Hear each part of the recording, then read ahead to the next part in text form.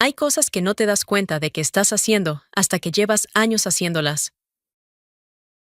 Yo llevaba unos cuantos cuidando de mis padres en Murcia, pagando las facturas de la casa, llevando a mi padre al hospital y volviendo con los informes médicos bien guardados en una carpeta para no perder ningún dato.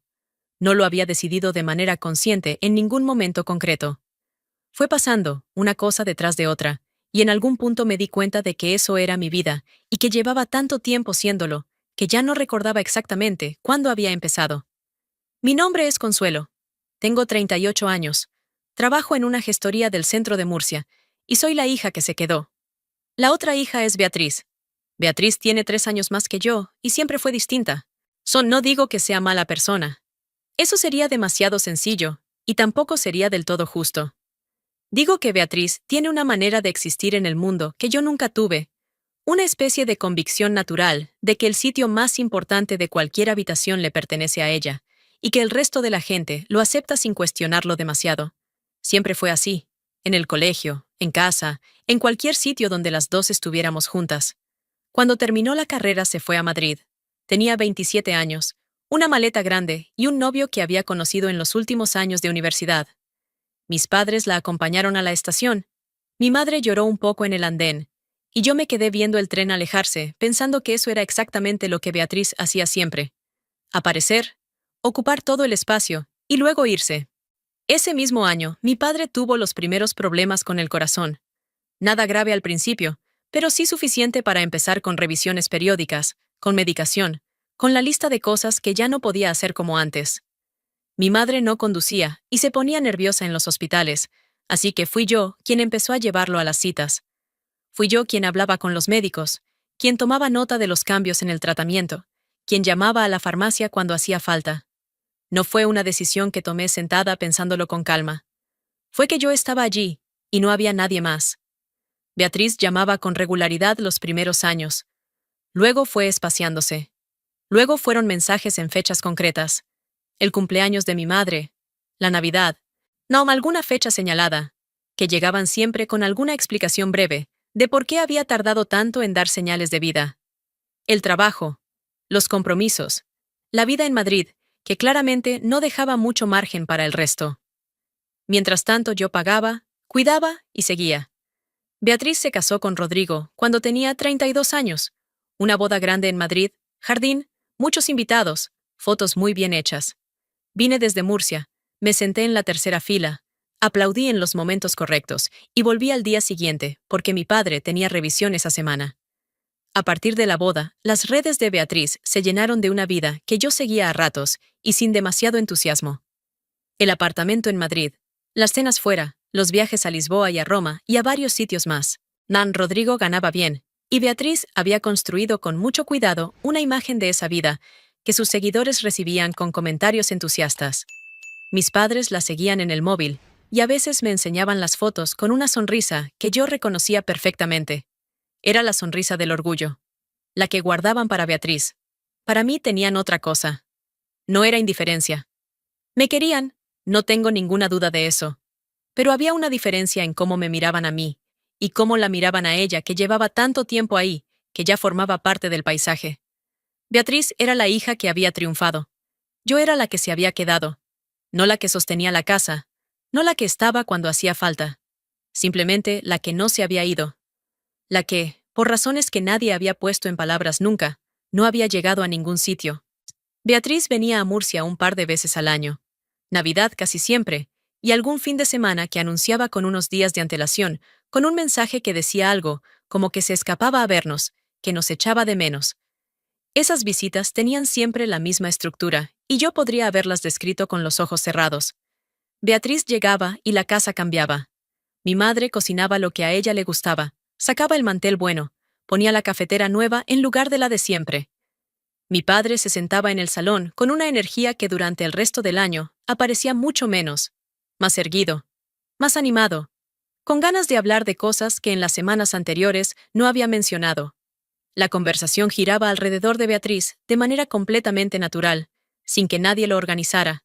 Su trabajo, sus planes, lo que había hecho últimamente, a dónde pensaba ir el verano siguiente.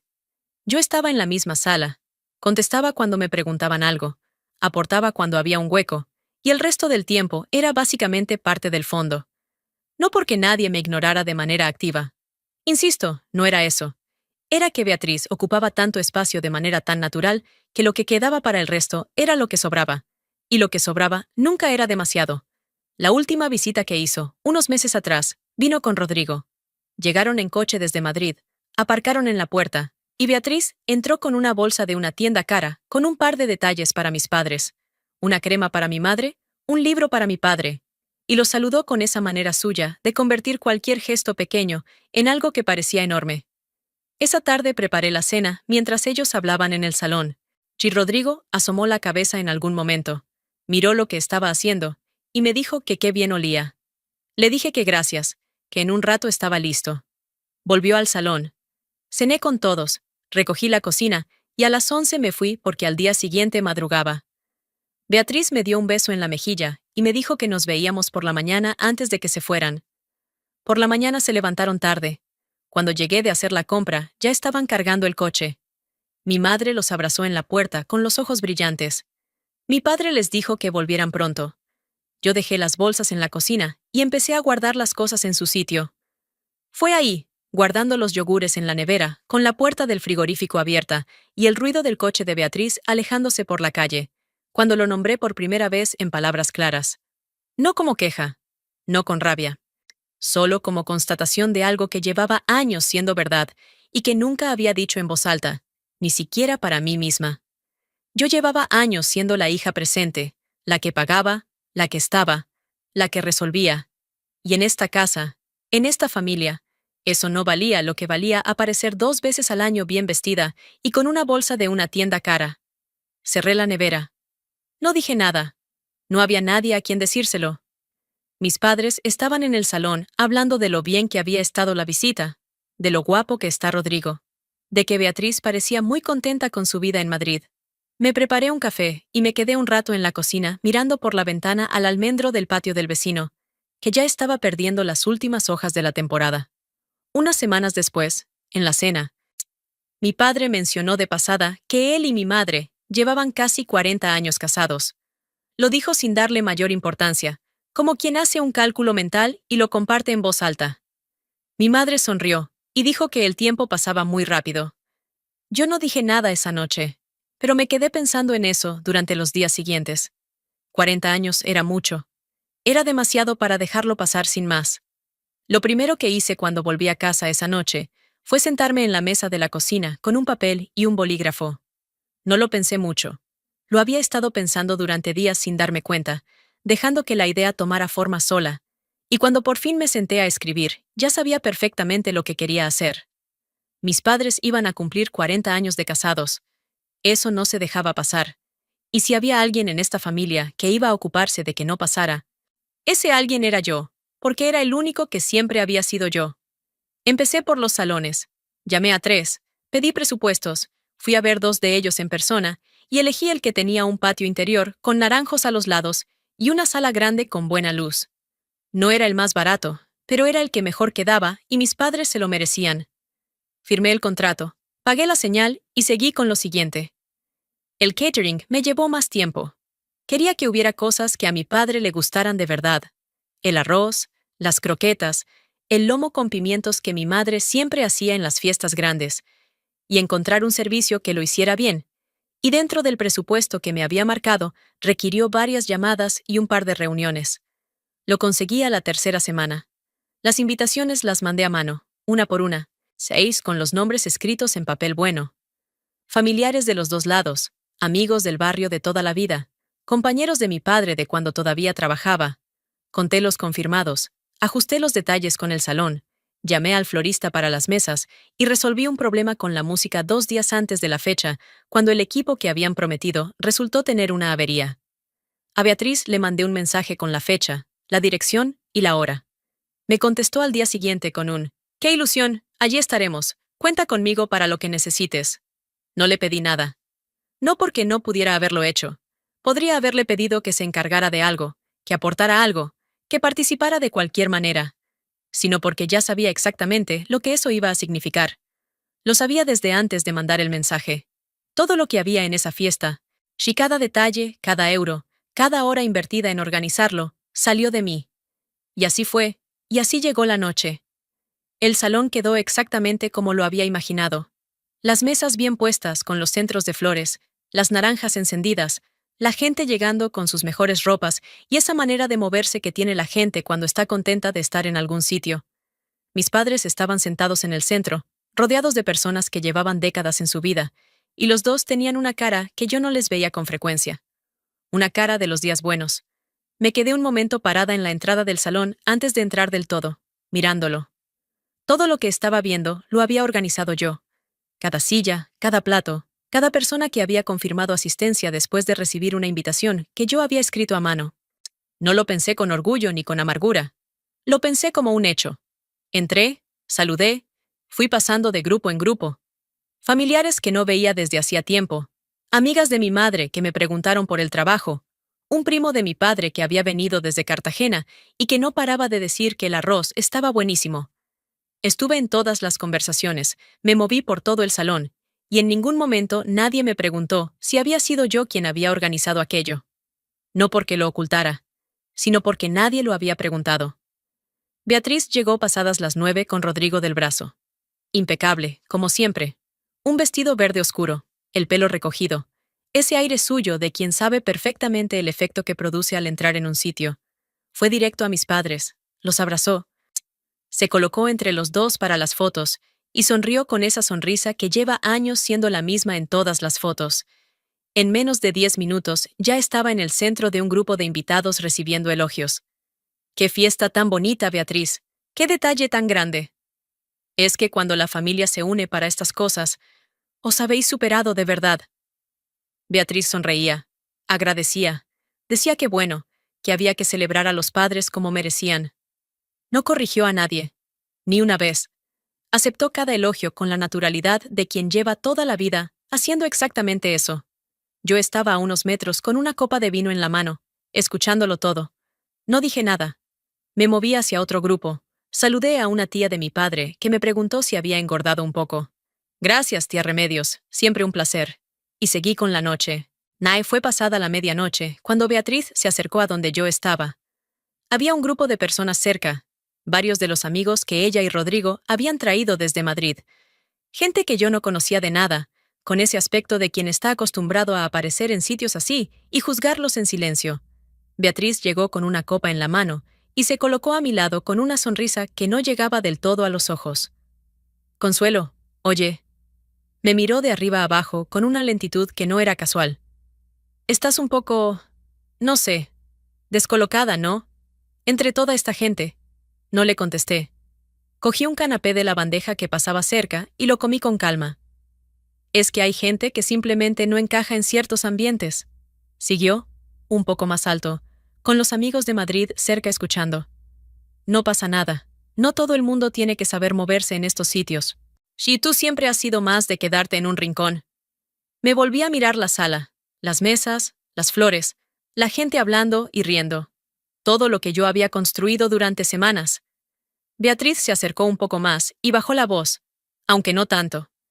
En serio, Consuelo, igual estarías mejor ayudando en la cocina. Esta fiesta no es para fracasadas. Y entonces me agarró del brazo. Lo solté. Despacio, sin dramatismo, simplemente lo solté y me aparté un paso. No le dije nada. No porque no tuviera nada que decir, sino porque en ese momento algo en la sala cambió de temperatura, y no fui yo quien lo cambió. Mi padre llevaba sentado en la misma silla toda la noche.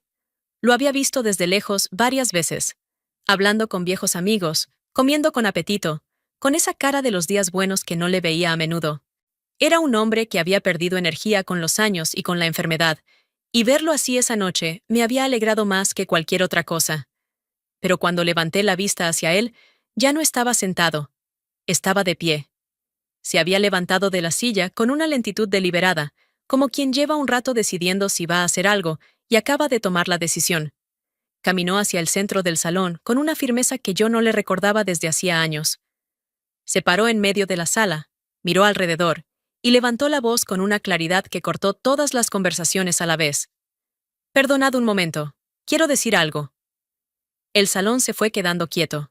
Primero los que estaban cerca, luego los de más lejos, hasta que no quedó ninguna conversación abierta y todo el mundo miraba a mi padre de pie en el centro de la sala. Beatriz, a mi lado, se quedó inmóvil con la copa en la mano. Mi padre esperó a que el silencio fuera completo. Luego habló. Llevamos aquí toda la noche celebrando 40 años, y me alegro mucho de que estéis todos. Pero hay algo que quiero que sepáis antes de que se acabe la noche, porque me parece que es justo que se sepa. Hizo una pausa. Miró alrededor del salón con calma, sin prisa. Esta fiesta la ha organizado Consuelo. Cada cosa que habéis comido esta noche, cada flor que hay en esas mesas, cada silla en la que os habéis sentado, lo ha pagado ella, sola, con su dinero y con su tiempo, durante semanas, sin pedirle ayuda a nadie. Nadie dijo nada. El salón entero escuchaba. Y no es solo esta noche. Consuelo lleva 3 años pagando las facturas de nuestra casa. Lleva años siendo quien me acompañaba a cada consulta cuando estuve enfermo, quien hablaba con los médicos, quien se aseguraba de que yo tuviera todo lo que necesitaba. Cada vez que hizo falta alguien, estaba ella. Mi madre, sentada en su silla, tenía los ojos brillantes. Me buscó entre la gente y cuando me encontró, me cogió la mano sin decir nada. Mi padre siguió. Beatriz es mi hija y la quiero, pero esta fiesta la ha hecho su hermana. Y lo menos que puedo hacer esta noche, delante de todos vosotros, es decirlo en voz alta. Entonces giró la cabeza hacia donde estaba Beatriz. No gritó. No levantó la voz. La miró con esa tranquilidad que tienen los padres cuando han decidido que ya no hay nada más que calcular. Beatriz, esta fiesta la ha pagado tu hermana. Y creo que lo más digno que puedes hacer ahora mismo es salir. El salón tardó un segundo en reaccionar. Fue ese tipo de silencio que se produce cuando todo el mundo ha escuchado perfectamente, pero nadie sabe todavía si lo que acaba de pasar es real. Beatriz no se movió durante ese segundo. Tenía la copa en la mano, el vestido verde, el pelo perfecto. A su lado, los amigos de Madrid que había traído para enseñarles cómo era su familia, cómo era su vida, el tipo de celebraciones a las que pertenecía. Todos mirándola, todos esperando. Y Beatriz, por primera vez en toda la noche, no tenía ningún sitio donde colocarse. Beatriz se fue. Cogió el bolso de la silla donde lo había dejado, buscó a Rodrigo con la mirada, y los dos cruzaron el salón hacia la puerta con esa manera de caminar de quien quiere que parezca que se va por decisión propia, y no porque acaban de pedírselo delante de 100 personas. Rodrigo no entendía del todo lo que había pasado. Beatriz nunca le había contado los detalles de cómo funcionaban realmente las cosas en esta familia, porque hay versiones de una misma que solo se sostienen cuando la otra parte no tiene información suficiente para cuestionarlas. Los amigos de Madrid que ella había traído esa noche los vieron cruzar el salón desde donde estaban, con las copas en la mano y sin saber muy bien qué cara poner. Beatriz no los miró al pasar. Rodrigo tampoco. La puerta se cerró detrás de los dos, y el salón se quedó un segundo en ese silencio particular que se produce cuando todo el mundo ha escuchado perfectamente lo que acaba de pasar, pero nadie sabe todavía si es real. Luego empezó el aplauso. No sé quién fue el primero, creo que fue el primo de Cartagena, que siempre tuvo poca paciencia con las situaciones incómodas y mucha con la gente que se las merecía. Pero en cuestión de segundos el aplauso se extendió por todo el salón, y mi padre, todavía de pie en el centro de la sala, asintió una sola vez con la cabeza, como si aquello fuera exactamente lo que tenía que ser y nada más. Mi madre me cogió la mano. Me volví a mirarla y tenía los ojos brillantes, pero la cara tranquila, de quien lleva un rato sabiendo que algo así iba a pasar y ha estado esperando con paciencia a que llegara. Me acercó hacia ella, me abrazó largo, del tipo de abrazo que no necesita ninguna explicación porque ya lo contiene todo. Ya era hora, me dijo al oído. Solo eso. Y fue suficiente. La fiesta siguió y fue distinta. No de manera ruidosa ni dramática. La música era la misma, las mesas estaban igual. La gente seguía comiendo y hablando. Pero había cambiado algo en cómo me miraban, en cómo se acercaban, en cómo decían mi nombre. La tía Remedios, que un rato antes me había preguntado si había engordado, vino a buscarme específicamente para decirme que qué bien había hecho mi padre, y que ojalá hubiera habido alguien así en su propia familia cuando tocaba. Una amiga de mi madre de toda la vida me cogió las 2 manos y me dijo que llevaba años viéndome ocuparme de todo, y que se alegraba de que por fin se hubiera dicho en voz alta, delante de todos, sin que nadie pudiera hacerse el despistado. El primo de Cartagena me palmoteó el hombro y me dijo que el arroz estaba para llorar de lo bueno que estaba y que la próxima vez que organizara algo, que lo avisara con tiempo, porque no se lo quería perder. Me reí. Por primera vez en toda la noche. Me reí de verdad. Mi padre volvió a su silla y estuvo el resto de la noche con una energía que no le recordaba desde hacía mucho tiempo. Hablaba, contaba historias, se levantaba a saludar. En un momento me senté a su lado y estuvimos un rato los dos en silencio, mirando el salón lleno, la gente moviéndose, las flores en las mesas, todo lo que había costado semanas construir y que esa noche estaba siendo exactamente lo que tenía que ser. Debería haberlo dicho antes, me dijo sin mirarme. Ya lo has dicho, le contesté. Asintió despacio. No hizo falta añadir nada más. Esa noche, en el coche de vuelta a Madrid, Beatriz tuvo que explicarle a Rodrigo cosas que llevaba años sin contarle. Tuvo que responder preguntas que no esperaba que nadie le hiciera nunca. Será porque había construido su versión de esta familia con tanto cuidado y durante tanto tiempo que en algún momento debió de creer que era la única que existía. Rodrigo escuchó. Hizo preguntas. Y las respuestas que Beatriz dio esa noche en el coche, con el silencio de la carretera alrededor, no sonaron igual que todas las veces anteriores en que había contado lo mismo. Porque esta vez Rodrigo había estado en el salón. Lo había visto todo. Y había 100 personas más que también.